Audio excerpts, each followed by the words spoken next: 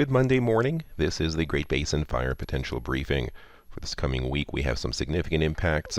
For today, behind a cold front which has passed through the region, we will have northwest winds still brushing up into parts of western Wyoming, into the eastern part of Utah with wind gusts of 30 miles per hour, humidity levels in the teens.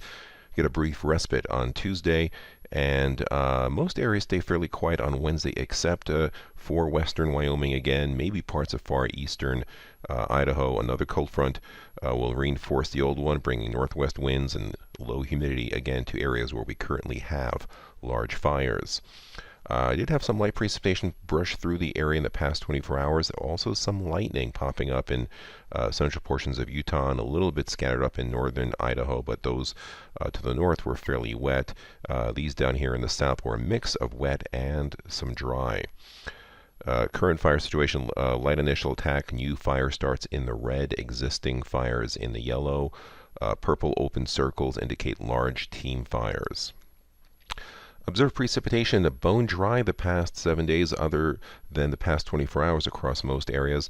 On the right-hand side, you see that this has continued for much of the past month. So for the past 3.5 weeks, we've had basically little to no precipitation. That first shade of blue that you see there is basically just a few hundredths of an inch. You can basically erase that to get a true measure of how about 95% of our area has not had a wetting rain. And this is reflected in our ERCs. Purple indicates record level, 97 percentile or above, ERCs from western Wyoming through parts of southern Idaho into northern Utah and northern Wyoming. The dark reds and the reds indicate 90th percentile or above.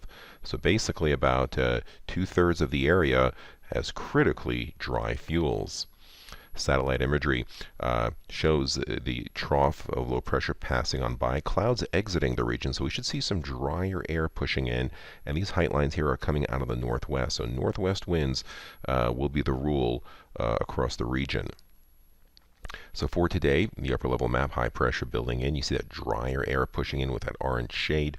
We continue to have high risk concerns across parts of northeastern Utah into western Wyoming. The reason for it, behind that front, you see these orange and shades and purple shades, wind gusts of 30 miles per hour or higher, combined with relative humidity levels in the teens in many of these areas, even some single digits here in western Wyoming downsloping. So low humidities, critically dry fuels, and those strong winds. Those winds slacken off a bit. We still have high pressure building in, drier air pushing in, light winds over Nevada. You can see how much of our PSAs are critically dry. Winds fairly light, actually a northeast wind kicking in across parts of Nevada. A few isolated winds here, maybe approaching 25 or 30 miles per hour, but nothing widespread. Humidity levels drying out. But on Wednesday, a reinforcing cold front kind of comes through. Kind of hard to see here. The edge of the front is here in Montana. You see the tightness of these height lines across this part of Wyoming. That's why we have high risk for winds and low humidity. You see those low humidity levels 11-12% across western Wyoming, and you see these enhanced winds in the orange, gusts of over 30 miles per hour. So again, affecting some of our large fires there. Elsewhere, northwest winds, but lighter. You can see the edge of that front. 3-day precipitation total, not much at all. Looking down the road, Thursday, high pressure firmly in control, low pressure well off the coast. Drier air coming in. We should have lighter winds, stay dry. Similar story on Friday. Now on Saturday, some moisture starts to gather here across the Pacific Northwest and Northern Rockies. Could brush Idaho and Wyoming with some precipitation if this pans out. And then on Sunday, interestingly, another low pressure drops down out of the Gulf of Alaska.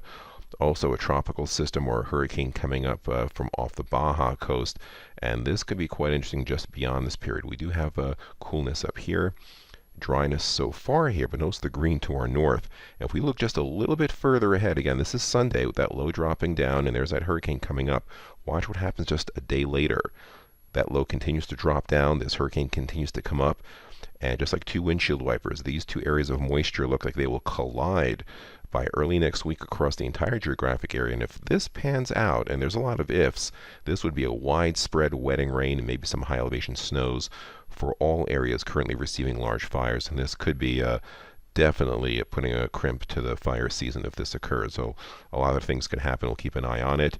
Not much precipitation in the 7-day period except for a little bit here in Idaho. But there's that moisture coming from the south. Now if we look just 3 days later, the 10-day computer model forecast shows these shades of blue. Light shades indicates 4 inches or more precipitation across southern Nevada. These shades of blue indicate 1 to 2 inches of rain across a good portion of the higher terrain of Utah and western Wyoming and Idaho. So this would basically give just about the entire geographic area a good soaking of wetting rain if it pans out. This is reflected in the 8 to 14-day outlook. We are above normal moisture-wise through here, so we'll see how that all develops. That's our briefing. Have a great day.